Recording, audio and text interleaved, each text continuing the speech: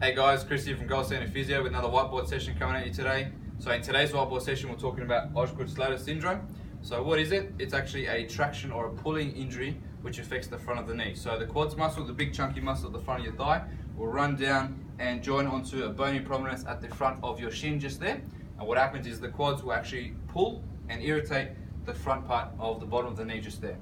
So features, how do you know you've got it? So it'll often be if you run your hand down to the bottom of the kneecap and you find a bit of a bump on the front of your shin, that's what we call the tibial tuberosity. So that's where that quad muscle attaches, and it can be quite tender on palpations if you put your thumb right over that. The other thing is the injury will come about with no mechanism, so you don't necessarily have to twist it or fall off a cliff or something to get it. So that's another thing that can happen. It'll often get worse with training, with specifically regards to running and jumping type of activities.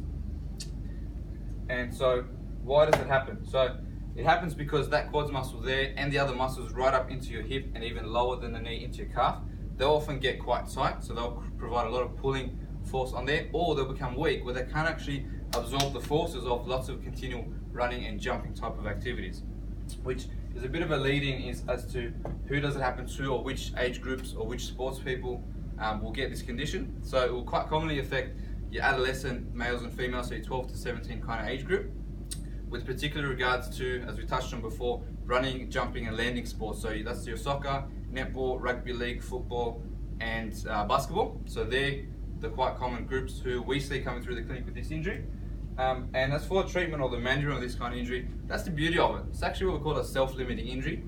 So you can actually train and continue to play your sport with this injury with a few limitations or restrictions. For those restrictions, stay tuned for the next episode on management of Osgood Schlatter syndrome. So if this is you, or if you know anyone, such as even a child or one of your friends who's got this injury, give us a buzz 8678 3110. We'd love to help out. Thanks guys.